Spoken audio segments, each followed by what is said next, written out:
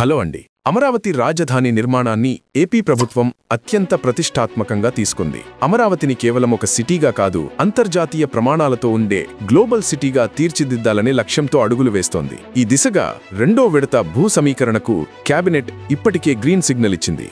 7 గ్రామాల పరిధిలో 16,666 ఎకరాలు సమీకరించాలనే ప్రతిపాదన కూడా ఆమోదించబడింది. కానీ ప్రభుత్వం త్వరపడుతున్న ఒక్క విషయం మాత్రం భూ సమీకరణ కాదు. ముందుగా అమరావతి రైతులు సంవత్సరాలుగా ఎదుర్కొంటున్న సమస్యలను పరిష్కరించడం. దీనికోసం ప్రత్యేకంగా త్రిసభ్య కమిటీని ఏర్పాటు చేశారు.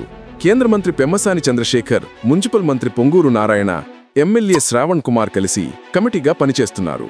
ఈ కమిటీ సిఆర్డీఏ కార్యాలయంలో అధికారులతో కలిసి సమావేశమై గ్రామాల్లోని అసలు సమస్యలను ఒక్కొక్కటిగా రివ్యూ చేసింది.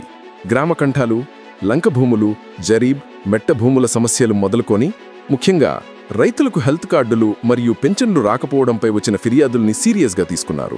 కేంద్ర మంత్రి పెమ్మసాని చెప్పినట్లు ఇప్పటికే 38,000 మందికి ఆరోగ్య కార్డులు ఇచ్చారు. అందులో 10,000 మంది ఆ కార్డుల్ని వాడుకున్నారు కూడా. కానీ ఇంకా చాలా మంది రైతులు కార్డులు పొందలేదని, పేరు సరిగా నమోదు కాలేదని, కుటుంబ వివరాలు తప్పుగా ఉన్నాయని ఫిర్యాదులిచ్చారు. దీనిపై త్రిసభ్య కమిటీ స్పష్టమైన హామీ ఇచ్చింది. ఈ సమస్యలన్నీ 1 నెలలోపే పరిష్కారం.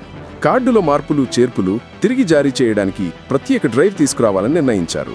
రైతులు ఎవ్వరూ తిరిగి కార్యాలయాలకు వెళ్లాల్సిన పని లేకుండా గ్రామాలకు వెళ్లి అక్కడే సమస్యలు పరిష్కరించేలా అధికారులకు ఆదేశాలిచ్చారు.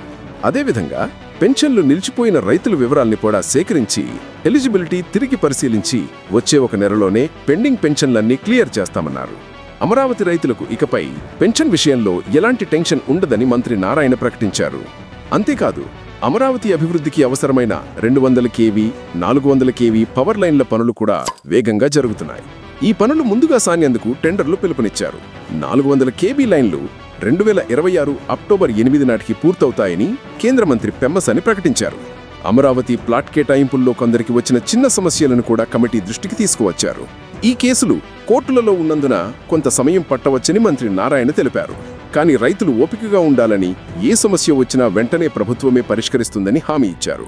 గ్రామ కంఠాల విషయంలో దుర్వినియోగం జరిగిందని గుర్తించిన ప్రభుత్వం రూల్స్ అతిక్రమించి తీసుకున్న భూములను తిరిగి స్వాధీనం చేసుకోవాలని స్పష్టంగా చెప్పింది.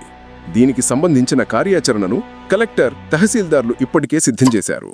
మొత్తం మీద అమరావతి అభివృద్ధి, రైతుల సంక్షేమం, రెండో విడత భూ సమీకరణ, ఆల్ ప్రాసెసెస్ ఒకే సమాంతరంగా వేగంగా తీసుకెళ్తున్నట్టు స్పష్టంగా కనిపిస్తుంది. హెల్త్ కార్డులు, పెన్షన్ల వంటి కీలక సేవలు నెలలోపే అందుతాయి అనే భరోసా అమరావతి రైతులకు ఒక పెద్ద ఊరటనిస్తుంది. ప్రభుత్వ నిర్ణయాలతో అమరావతి అభివృద్ధి మళ్లీ వేగం పడుతుంది.